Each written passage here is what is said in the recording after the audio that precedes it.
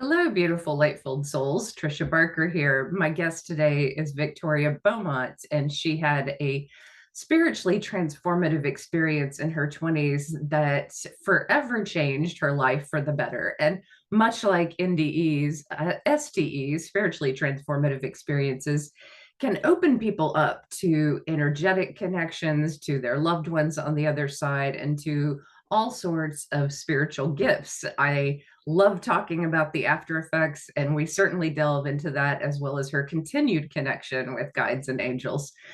And she had an experience with an angel, which I particularly love as someone who saw my angels during my near death experience. So, Victoria is currently back in the United States after moving here from the UK, and she's continuing her career as a successful singer and music producer, creating all kinds of music from pop to meditation music. And she's a researcher of consciousness and spirituality in her spare time. So please connect with me. I would love to meet you in a healing or in a reading, a medium reading. And also, I have downloads available if you're interested in those, or if you want to join my spiritual community. The links are below, as well as Victoria's links. Oh, Victoria, it is so nice to have you on the show. It's such a pleasure, and I feel like I know you well already, but there's some things I don't know about you, and one is, near death experiences and spiritually transformative experiences change us, and they Mhm. change the trajectory of our life. And you've had years since your experience. What is your spiritual life like now? Well, thanks for having me. I'm so excited to chat about this stuff. Well, my uh, I have definitely changed since the experience I had. I would say it's like say I was in a bubble or a tank and the lid just opened up. And that opening had so many things coming down at the times when I was ready. Like you get a download about something, or you get a new sensitivity to something that you didn't have before, and that happened at the perfect time. And and that takes years, I think, for some people, and some people you can just get it all in one. But for me, it was a gradual thing. So a lot of subtle but very strong changes happened afterwards.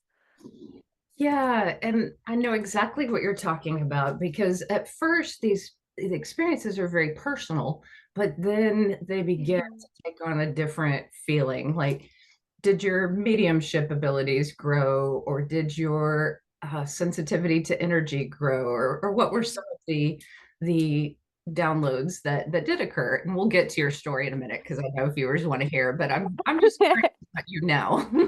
Yeah, no, there's good questions. Actually, some of the sensitivities were were not as comfortable as I'd like them to be. At the time, I was living in central London, and very much like New York, you have the underground train system. In London, you call it the tube. And I'd be sat there in my little seat amongst many people in rush hour, and I was having to shut my eyes a lot. I was having to put a protective bubble around me. Was, but at the same time, weirdly, I had more of an expanded love for everyone around me. So it was a very like, I love you all. And oh my gosh, I just need to get from A to B. Um, and I thought maybe, city life was grating on me a bit too much, but actually, I know it was looking back.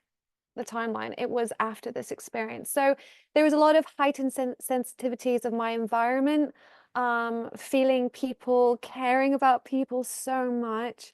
Um, Also a huge heightened connectivity with animals, and a yearning to want to be with them and connect with them in a whole nother way.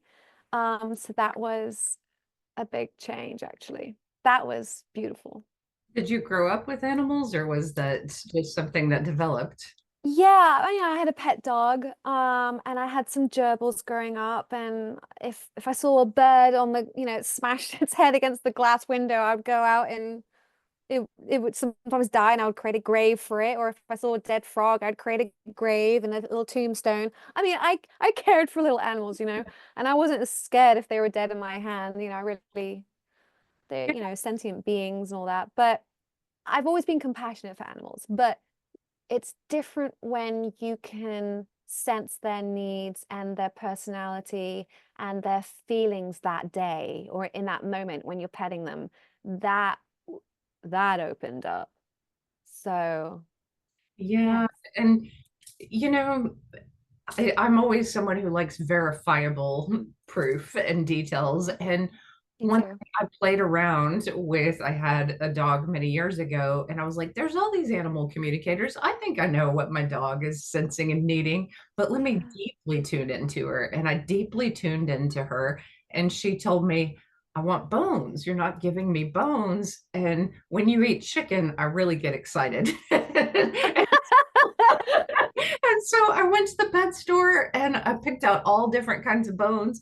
And she was a bone chewer. When she was a puppy, she didn't like them. And when she was Yeah. about a year, she didn't care for them. But at 5, suddenly she wanted bones like crazy. And she just went through all kind of antlers and bones. I was like, oh, that's Wow. verifiable. Like her behavior changed and she really wanted them. And then I started slipping her chicken too. And she was very happy.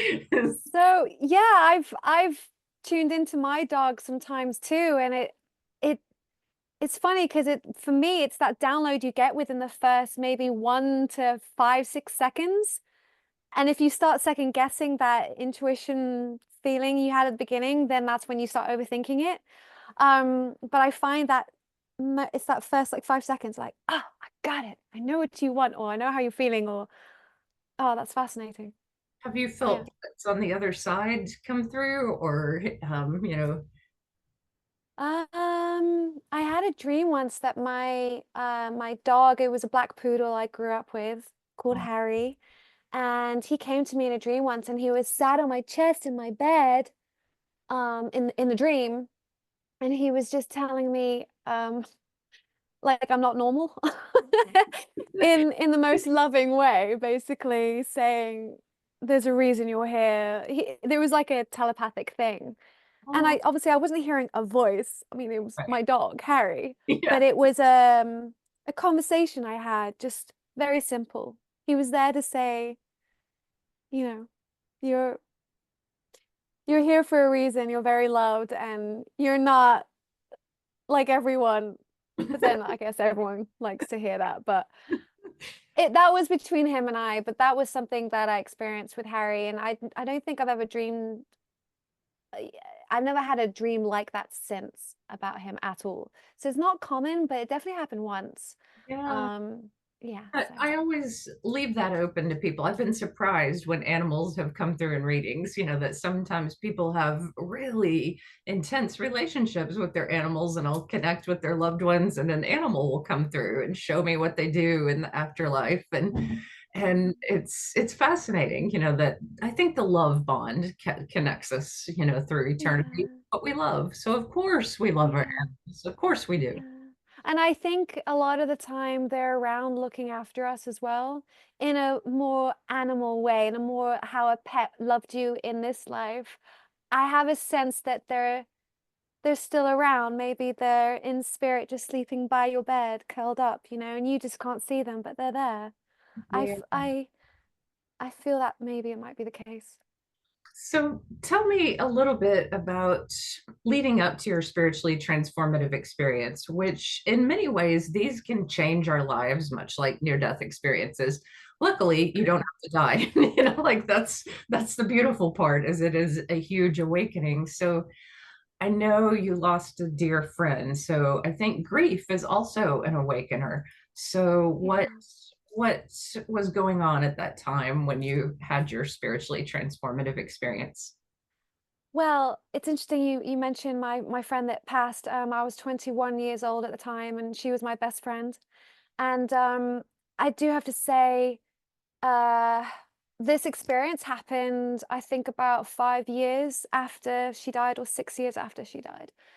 But that actually was the beginning of some change because I think when someone really close to you, when you're only 21, or I think I was 20 actually, nearly 21, dies, it really puts life and death in perspective, and who are we and why are we here and why should my friend go? She was just the most amazing soul ever, so loving, everyone loved her, she was a bright spark in the room, you know. It really puts things in perspective, and so it did. And there'd be times when I'd be playing the piano, and she was a piano player too, and we'd like make up little ditties on the piano together. And kid you not, there were so many times when I'd be playing the piano and I would feel this just knowing and this breeze. And then there's no windows open, there's no aircon. I was living in England at the time. There was no fan, just this weird breeze. And I'm playing the piano, and then a feeling of, oh, hi. Like just sensing she was there. And so that in a way exercised this spiritual muscle in my brain, and that I can sense something beyond me.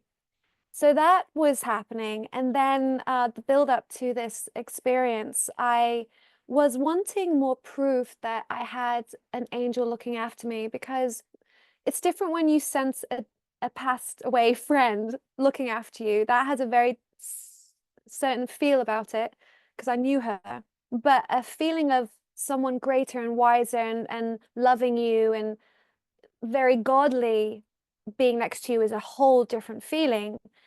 And that's what I was wanting more of. And I used to in on my bad days feeling lonely, living on my own in London, and wanting some more connectivity somehow in my life. I used to cry myself to sleep asking if I could have proof of an angel looking after me, you know, show me, come to me, like in the middle of the night, like come to me and show yourself at the end of my bed or something. Or show me signs in obvious ways.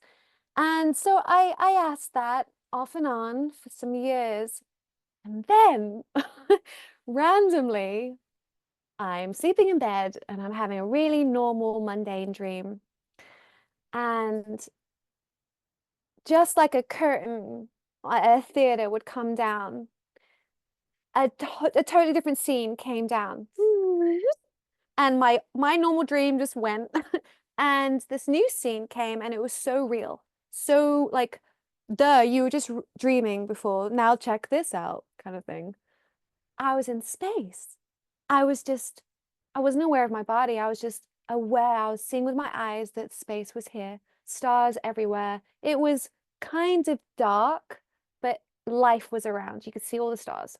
And then with that, of seeing the space, suddenly this being comes from this direction down with her hand stretched out, like, um, glowing white.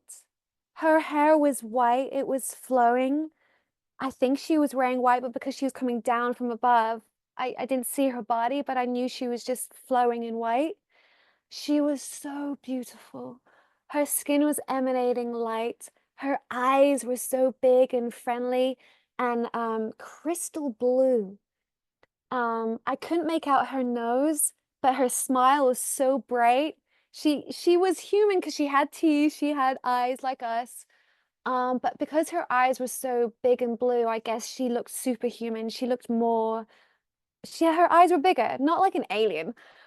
She just looked absolutely beautiful, and she was so happy to see me that in this moment of seeing her flying down to me with her arms stretched out, like she said, she didn't say to me with words, but it was a telepathic knowing of take my hand. So I'm like, oh, I'll take your hand. And it was just this overwhelming feeling of this all happened in a split second. It was just a knowing. She had known me from the very beginning of me, like the seed of me. That was an overwhelming feeling of, oh my gosh, you know me better than anyone else ever. And her happiness of seeing me was so happy. I've never felt happiness from another being like that ever. Like you can't compare from someone happy to seeing you on earth compared to that. That was so strong that it took me back. Like, why would you be so happy to see me? A part of me was questioning it in the moment of, oh my God. So anyway, I took her hand and she was to the left of me. And with that, suddenly I'm flying, I'm taken through space. And I actually felt the G-force. I must have still had a body in this moment because I felt my skin on my face go, ooh. That was strong. I remember thinking, gosh, this is so real. My face is going like this. And I was seeing all these stars and colors. Space is not black. It's full of light, of all the colors of the rainbow, with a hue of darkness behind the lights somewhere, because the lights went vivid, Do you but like it was like, huh? do you like the James Webb images that are so crystal clear of all the stars coming through and the Yes, yeah, yes. And I've very tried to, close to that. yes, and I've tried to paint it, and it's so frustrating because I want to paint in a, photorealism way, and it's just so frustrating when you don't quite get it. Um, but whenever I see paintings or drawings or pictures, I'm like, oh, I know what that was like. So anyway, I'm seeing all these stars fly past me as if you're in Star Trek and you're going warp speed. And suddenly we stop, and I no longer feel she's there, but I know it's not like I was looking for her either, but I didn't feel alone. Um, and I'm in this still in space, floating. I'm not aware of my body. I'm not even looking for my body. That doesn't even matter. It doesn't even come into my mind. I'm just looking, and I'm in a hue of pinks, darker pinks, and hues of purple, and stars everywhere. And this is when I saw white outlines of people walking past me. And as they were walking past me, I heard their conversations. And what took me back was these people were from the 1600s, the 1500s, with their ornate dresses and the corsets and their the wigs. And I was sensing and seeing people from eras between now and then. I didn't see anything, like cave women and cavemen, if that even existed. I don't know. Well, I think it did. But it wasn't as far back as that. But I was seeing and hearing people from all walks of life, from all times, because I could see what they were wearing. And what was so fascinating was that they were they were arguing, they were gossiping about people in their life that they don't like, or they were annoyed about what someone just said 5 minutes ago, or could you believe that Jane said this the other day? Da da da. I can't remember if I heard that, but it was stuff like that. And I was just observing it. And in that moment, I realized, this is so simple. Time and space doesn't exist. Okay. And I remember thinking, oh, understanding this is as simple as breathing. There is no scientific code or years of discoveries to find out how time and space doesn't exist. It just doesn't, beyond this place. So Yes. that feeling of understanding that in the most simplest way, it was almost laughable how simple understanding this was. I remember thinking, wow, it's so easy. Time and space doesn't exist. So in that moment, I also got a little bit freaked out, I think, because this knowledge was so easy. Seeing all these people clearly and not on my timeline or from all timelines existing simultaneously. I think in a split second, I got a bit worried of where I was. And with that moment, I suddenly just woke up. Oh, isn't it So fear? Just that moment of doubt or fear can bring us back. happened so quickly, and in a way it was to my service. Obviously, whoever was giving me, or the lady who took me to this moment of witnessing all this stuff, she knew that what would be enough, or she knew I would know. And I did. And I know that, you've had other interviews and some people wondered if this was your higher self, or as I was listening to it, Yeah. I know that angels teach us something, and you were asking for an angel. and Yes. and angels help us orient to that other realm. So that was when I saw the angels during surgery. They helped me orient to being a spirit body. They helped me orient to seeing my physical body. And they just gave me information, about the time space continuum, not in the same way, but I understood I could travel, that I didn't have to be stuck, in this room watching my Mhm. surgery. So I think she was showing you, you know, that all of time is happening right now. And I look at it like the book of life being open. We're at this page, but we're the whole book. Yes. Yeah, that's a great analogy. I think that's what it was. It was just purely a simple gift. It was, well, you wanted to see me or see one of us? Here you go. And we've been waiting for this moment where you would probably put some of your fear about meeting us away. So Yeah, the best way of seeing us is in a dream. yeah, your I think consciousness was open. yeah. And I think it happened so suddenly. And also I said to someone else that I think I was put in a space environment because I've grown up looking at the stars, loving thinking about life beyond here and looking at the night sky with my dad growing up. Space is just so fascinating for me. So I think I was put in an environment that would be really cool for me. It'd be really fascinating. I would feel at home in it. And I and, did. and I wasn't feeling weird. what's interesting to me too is it sounds like you were seeing people from like Mozart and Beethoven's time and being, Yeah. classically trained musician and playing music, from all eras. It was kind of like Mhm. you were connecting with maybe people who'd influenced you to some degree and seeing like their culture and I've never thought of that. That is, wow, thank you. My goodness, that's cool. Well, if I was, they were really normal people. They yeah. all had their grievances. They were having conversations just like we would today. So that is laughable because we're all the same.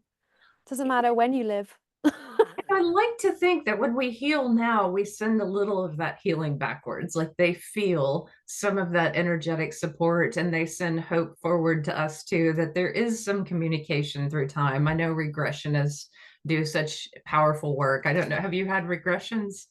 I have. I've done it's Dolores Cannon's technique, the quantum healing hypnosis therapy. And I had, I think, 4 sessions doing that.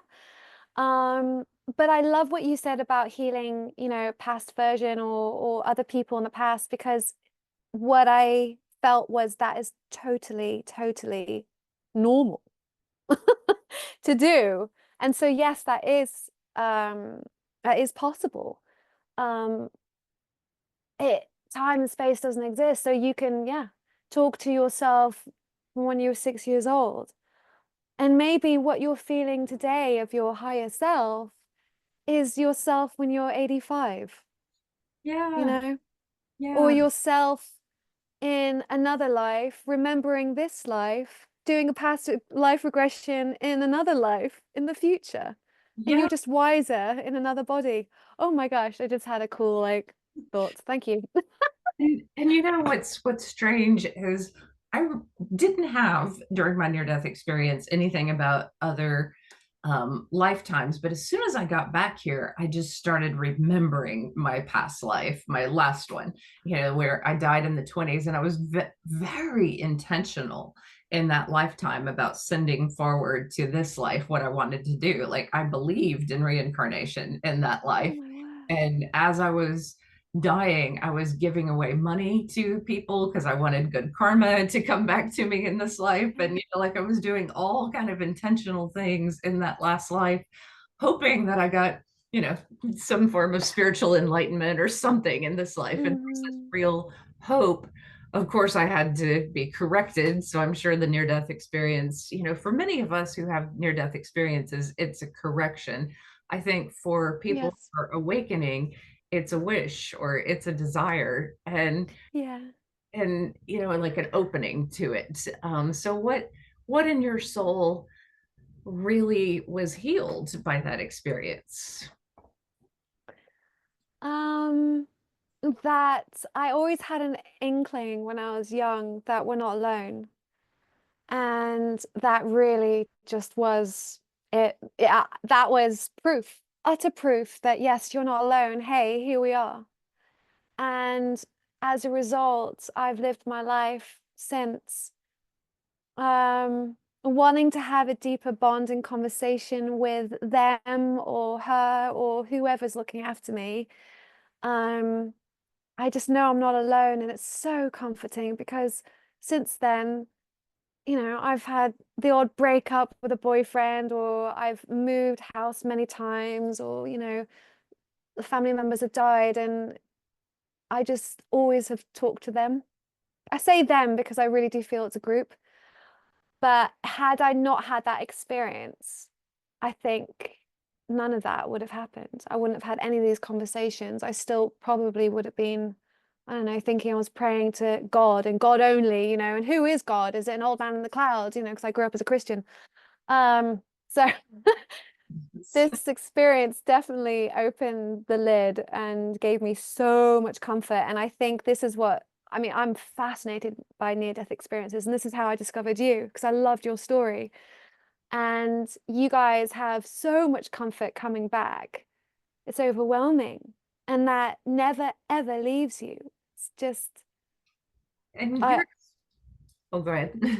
no, I'm just so happy that you and others have that peace and that just knowing instilled in your human body now going forward in your life. That's just, and you guys are sharing that with us by sharing your experiences. You're sharing this energy of it's okay, and that's powerful. Now, your experience, though, it sounds like it's just as vivid, like unforgettable, like in Yes, certain ways. So that it is really was. similar to a near-death experience because it's Huh. otherworldly, it's beyond, this time-space continuum, and it keeps informing you through life. And I think near-death experiences do that too. It's like you can't take it all in that moment. It's impossible, you make your brain explode. Yeah, So you yeah, have yeah, to come back and integrate it all. Like, yeah.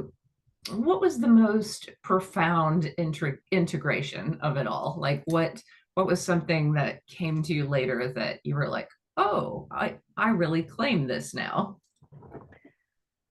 Great question. It was actually when I would sometimes lie in bed before I'd go to sleep with a pad of paper and a pen, and I would just write. Like, hi, as if I'm writing to God or my angels or my guardian angel, right? Just there's someone looking after me. And I would just start writing about how I felt, about how my day went, and oh, I'm tired, or I'm a bit depressed, or like, oh, blah, blah, blah. And then suddenly I just get this I don't know, someone's just saying something to me, and I write it out straight away, and it becomes this conversation. And I never will forget this, but I had this voice. I didn't hear it, but in my mind, I'm hearing it saying, I am your hand. I am this pen.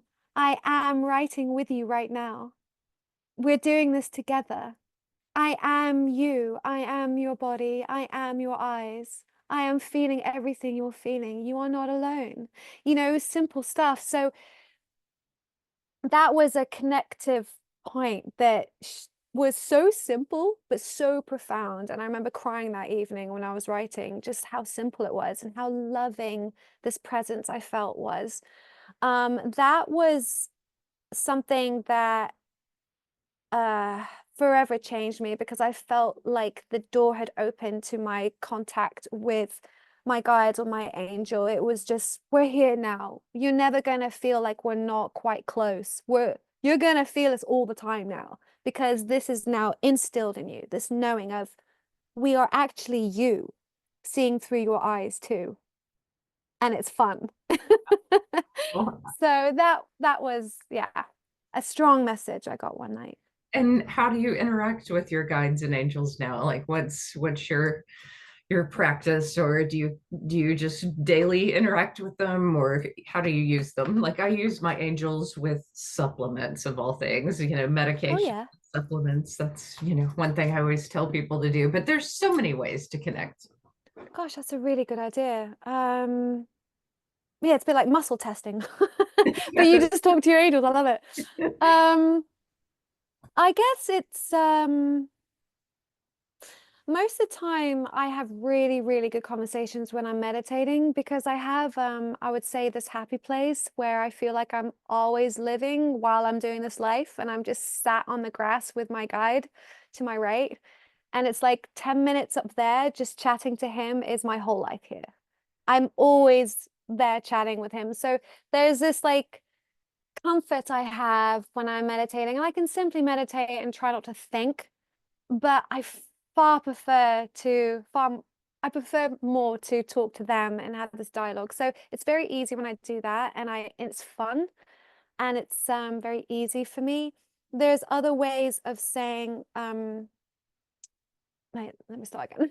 There's other ways I connect with them when, say, I'm in the car and I'm driving, and if I'm going a bit too fast one day because I'm impatient or something, and I know I'm over the speed limit, I have this voice that just says, hey, the person in front of you might be your mum. Just imagine that. And it doesn't feel like it's me saying that. It feels like someone beyond me is reminding me, like, just have compassion for the person in front of you. Have Yeah. compassion for the person in front of them, because imagine that, well, it could be your mum, it could be your grandfather or something, or your best friend that you love. Just imagine that. And I get little messages like that are, can you slow down, please? And I feel that that happens from beyond me. It's not, don't think it's my higher self. I feel it's someone else. Yeah. Um, I have to interject really quickly and tell you this yeah. story about, Please do. oh my God. One, you brought it back to me. One time, I was thinking about how much trauma I have in cars, and I've been rear-ended a lot. And this just felt like a tipping point when I got rear-ended randomly in slow traffic. I jumped Ugh. in my car and I said, "This time I'm going to be angry." Like I've had reverse. And I walk over to the woman, and she jumps out of her car just as traumatized as me and said, "I have three special needs kids. I'm so sorry. I was talking." And I was like, okay, I'm not going to be angry. No. Yeah, not angry today. We will just get insurance, wish each other well, and move on. That dissipated it quickly. Yeah. Yes. So I think your angels are right. Like empathy and compassion and just understanding other people. Like I'm not the only traumatized person on this world. Like lots of people are. Everybody has their burdens. They do, and it's so easy for us to be in the moment in very much our human, earthly ego, and I need to get from A to B. Um, yeah, another way I wanted to say was when I'm having a very simple moment, just walking on the beach and looking out at the beautiful ocean, and I feel like they want to share the beauty with me, and I feel like I'm not alone. And I will sometimes just, when I'm on my own, I'll just go, hi, thank you for being here. Or I'll just say, thank you for this. Isn't this amazing? And they go, it really is, and they'll just, I feel like they're just there, just taking the beauty in with me. Um, and I love those little simple moments. And also, sometimes when I've gotten too worried about earthly things, like money, or my health is annoying me and I feel like I'm in survival mode, I can get a little bit disconnected. And I think sometimes I whiz myself in a frenzy so much to the point I have to talk to my angels. And that's when I don't know, lie on my bed with my phone. I'll get my note app out and I'll be like, hey, so I'm feeling this today. And then it will just happen so quickly. And my mood or my feeling lost or frustrated will dissipate so quickly, because this is just knowing that, well, I get their answer as soon as I ask it. And it's so wise when I read it back every time. So that's another thing. It tends to be when I'm in a desperate situation. Okay, it all started one day when I listened to a guided meditation, and someone said, someone's handing you something, and I want you to visualize this person's hand. What does their hand look like? And they're opening their hand up now. What's in the hand? Obviously, I'm speeding it out for you. But when you're deep in a meditation, like 20 minutes in, this is like, wow, this is really vivid. And I remember seeing this, I think it was a leaf, and it was a man's hand. And I gradually saw the guy's hand, and then he was wearing white linen shirt, rolled up very casually, saw the shoulder, then I saw the blonde hair, and then I saw this face that I was a little bit shy at looking at because I knew it was just like, oh my gosh, this guy is so good looking.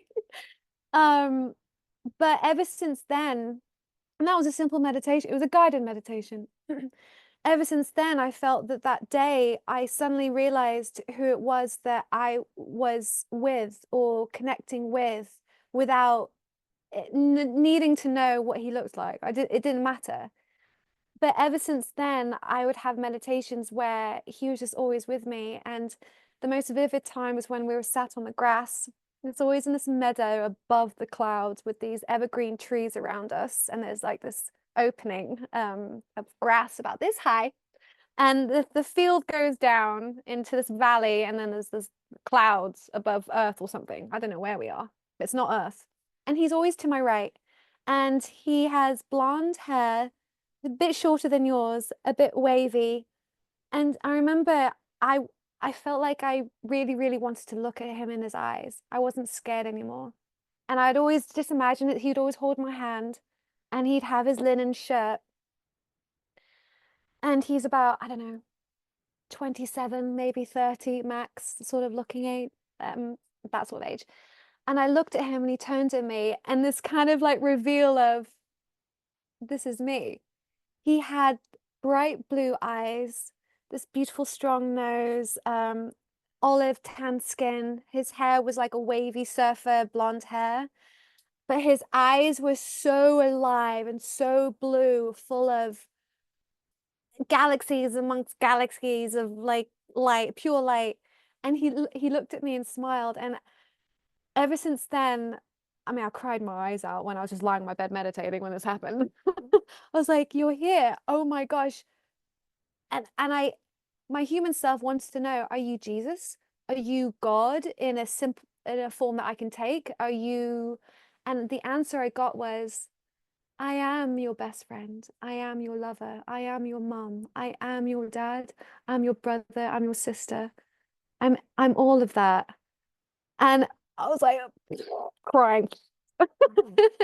Wow. And I hate to put a name or a spiritual figure or an archangel name or whatever on him, but through the years, I've had repeated amazing experiences with him by my side, be it us sat on the grass above the clouds in this beautiful clearing, or he'll fly with me and take me on the top of a mountain and be all quite wise, and his analogies about, now that you're on top of this cliff, how does it feel? This is how you are in your life right now. You can dangle your legs. It's safe. You can be like a child, or, we'd be doing fun things, and he would take me for trips.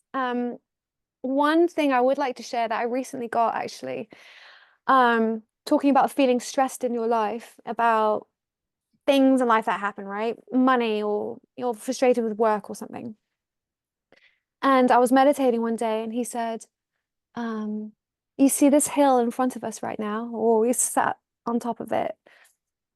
He said, right now, you're running down this hill, and there's a branch, and you'd like to swing off that branch, and then you'll jump off the branch, and then you're going to carry on running, and you're going to stumble on a rock, and you're going to fall and roll. Now do this for me. Like, run down this hill and experience that. Roll, like stumble off that rock or whatever. And I imagined doing it, and I'm like, and he said, this is how you're choosing to live your life right now. You don't have to swing off that branch and stop running down that hill. You don't have to stumble on that rock. You don't have to fall and hit your body and roll and scrape your knee. He said, now let's run down this hill together. And there's not going to be a branch in the way. There's not going to be a stone. Let's do it. And I ran down the hill, And I was just giggling and I had my arms out like a kid, you know, it's like, yeah. And he said, Victoria, this is how you can live your life every day. It's simple. Run down the field, run down that hill. There are no obstacles if you don't want them to be. And it was a simple thing. And I got that recently. And obviously, I was crying my eyes out, lying on my bed, meditating, being Yeah. with him. But So, yeah. I just get analogies like that. And they're just so wise, but so simple. And they make sense to me now, you know. And So it sounds like that higher consciousness from our guides, from our angels, that can be applied in certain ways. And that sounds like our conscious creative abilities yep, that so often, and I'm hearing this from so many different spiritual teachers, quit focusing on what you don't want, focus on what you want in the light yes, direction, that you want. And though we can't control everything, we can certainly control our experience with it. And we can feel like guided over the bumps and bruises of this life. I can't tell you how much support I feel even when I go through tough things. I feel like held, just wow, held by these guides and angels. And I think it gets easier. Like yeah. it just gets easier, the experience. And yeah, and I think you can help that connection grow by talking to them or writing things down or asking for proof, you know. In all ways you want. You could say, well, show me a dollar bill on the ground today, you know, as utter proof. You can choose whatever. And I think the more you engage with knowing and trusting that there's people looking out for you beyond here, the more they'll show themselves Yeah. in the most simplistic, beautiful, friendly ways that will always make you giggle in the moment. You're like, oh, there it is. Exactly, exactly. I've said this in other podcasts, but I think it's important, like for people who've come across really tough narcissistic people, the angels' perspective on them is, oh, they're just little children in adults' bodies, and they really see them like that. And so when you start treating them that way, it's not quite as awful. Like you wouldn't marry a child. So I'm not saying go out and marry a narcissist, but Yeah.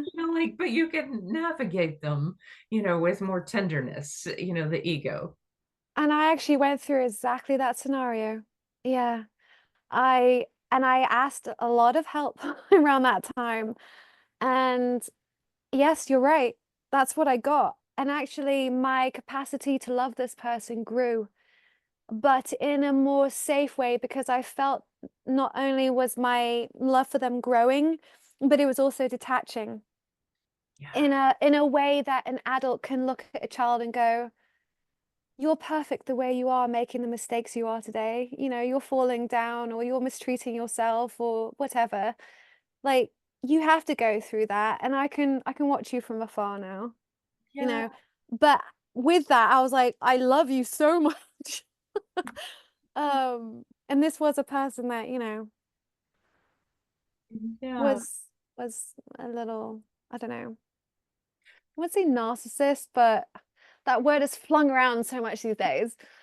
But definitely was fearful and deeply, deeply unhappy in their own existence. Yeah, and that word, yeah, is flung around a lot. When some people are lost in addiction, some people are deeply wounded by their trauma and haven't done that emotional work. There's all kind of reasons why people Oh are yeah. unable to access their own feelings. And if they can't even deal with theirs, how can they deal with yours? So you're not going to get what you need if they can't even, like put themselves together. And I think, that it's almost Yeah. selfish to like put a lot of burdens on a kid. And so, yeah, that's what I've realized is it's almost selfish of me to want so much more from someone who is so Mm, deeply traumatized that they can mm, only take, maybe they just can't mm. give. And that, it's not for me, but maybe it's for someone else. Yeah, and I think through all these experiences with difficult characters we meet in this world, you know, not everyone's on the same page as you today or tomorrow, and that's okay. We're all different, but I think the more you come across people that are vastly different from you for whatever reason, um, the empathy grows eventually. And I think when you learn to respect your boundaries, and I'm going to protect my happiness today, you can safely love them from afar. And it just is, it's a two-way thing, because your love for yourself grows and loving them actually more grows. It's fascinating how it works. But Yeah. I think these difficult people come into our lives, I think, to remind us of how much we need to love ourselves. And Mhm. when you love yourself more, you protect yourself more in a way that's not like you're scared of the world, but you just honor your peace and your happiness, and you honor how you like to create your day. Yeah. Um, Yeah. So it's many. valuable lessons. There are so many valuable lessons, and I think so many people become the people finally that they wanted. If they're trying to meet a wound, and get it met from someone else, then they realize, oh, that someone else may not show up. I better just, meet all these wounds head on, and I better just be Yeah. the person, the full whole person I need to be. And so they are teachers, and we do, learn so much. And in these last moments, I really just want us both to call in our angels and guides and just kind of throw out any topics that might resonate to anyone listening currently. Certainly, there's a lot of fear in America, and yet I do feel this current of people wanting to be connected, wanting to create the world they want to create and be in a space of connectedness, not isolation, creation, not depression. And do your guides have anything to directly Yeah. to the audience? Gosh, I love this. Thank you. I feel they're smiling, right? There's one here with his hands, and he's just smiling, and he's just saying, talk about happiness and joy. Very simple. That's what I'm getting, is that uh there's so much drama on the world stage right now. And with YouTube being its own source of news and all sorts of people you can subscribe to, and the economy and health and wellness, and there's there's a lot of ways we can scatter our minds, not our hearts, but our minds. I think our minds are very busy right now with a lot of things. Um, it's the small things. It's like, um, would you like to have a good night's sleep? Go to bed earlier. Listen to some peaceful music while holding your dog. Look out the window. Maybe observe the butterflies that are landing on the flowers in your garden. Maybe take a walk and look at the blue sky and just look how alive it is. There is so much simplicity in the existence if we allow it, if you look for it. And I think when you feel the simplicity of being alive and the simplicity of nature around you, or the simplicity of your breath, or the beauty of a lovely acoustic guitar track you're listening on Spotify, when you drink your cup of tea, it's these moments of, this feels good. Those moments are more important than you realize, because they're moments of utter, it's like if you imagine your pillar of light coming from the top of your head down between your legs, there's a center of peace that's unmovable in you. And in those moments, you are one with yourself. And that is unshakable, it's unmovable. And I think there is a lot of joy that is birthed from that column of light that is whole, that is you, if you let it.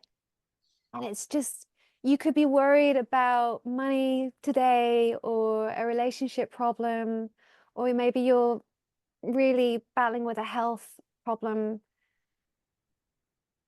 Listen to that music that makes you happy, that you loved when you were 10 years old, or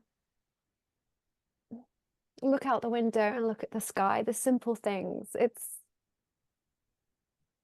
it's really the most simplest things. They probably sound dumb or insignificant, but those moments are the most pure moments. And whatever that is for you, I think do that like a lot in the day.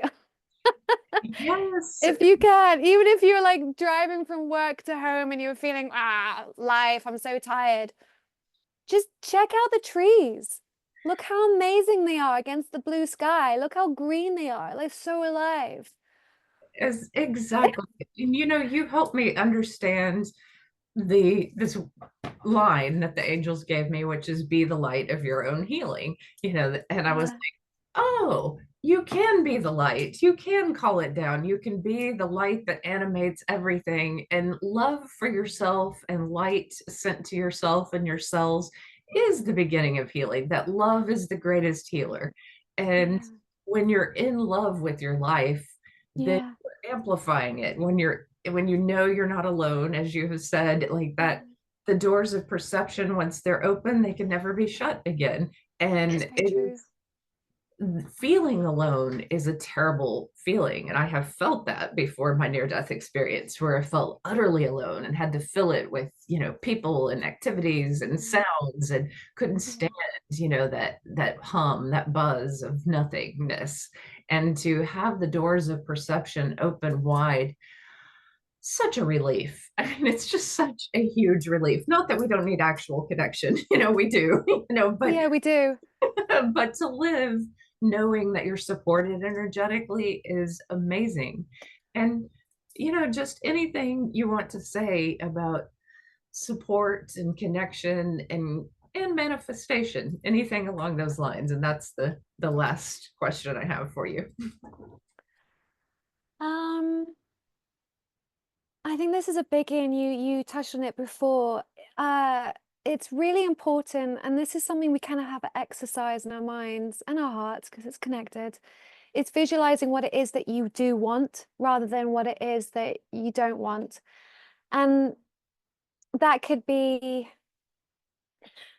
I mean, you're talking about manifestation. It is really about focusing what it is you want. I went through a phase of doing that and it worked. That's a whole nother story.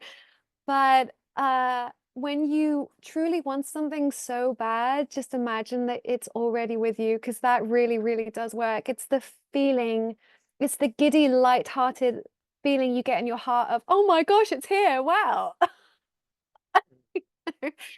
Um, that really, really works. If you practice that every day, that's huge. And there's no rush, by the way, because you'll look back, and when these things enter your life, these people or scenarios that are just golden, life-changing or whatever, you'll look back and go, gosh, I really wasn't ready for that a year before. It really wasn't. It just happens to you at the perfect timing. There is no rush. Um, there's really no rush because your life is unfolding perfectly at the perfect speed for you to feel always at ease within yourself. You're never going to be rushed beyond your means, ever. And there's something, and I'm being told, my guides right now, that you'll have an answer for this. Like my dad at the end of his life said, everything works out the way it's supposed to. And don't, Yes, and do you resonate with that? massively. And it's so easy to hear that and say that, right? But it's so true. It takes experiencing some cool black and white times in your life. Those oh my gosh, it was so bad, and oh my gosh, it was so much better. Repeated terrible, awesome moments in your life to really get that that really is a thing. And it really is okay at all times. Even when it's terrible, you are this is a good reminder. When you are at a lake or the beach and you see the waves perfectly unfolding onto each other and releasing, going back, that is the most perfect analogy of life ever. Nothing is permanent. So always remind yourself, if you're having a bad day, today is not permanent, nor is this week. If you're having a bad week, it's just going to get better. Just always know that. That's just fact. And And then we open to the next life and the beyond, and we bring in heaven back to this life. And, there's so much healing. I know you do this, and I do this too, of healing even past lives, continuing to, it's held in the soul somewhere to just heal. So we can ask our future selves, our past selves, to just help us in this moment to awaken to all that we can awaken to, and all the healing and all the love and all the joy that is possible. Yeah. Yeah. Knowing that it's all existing now, there's comfort in that, you know. There is. Well, Victoria, there's so much more we could say, I but know, I could talk for hours. I'm going to end it here and just thank you for being you out in the world. And I know that you'll do many amazing things with this consciousness, and Thank sharing it with you. others. Thank you so much.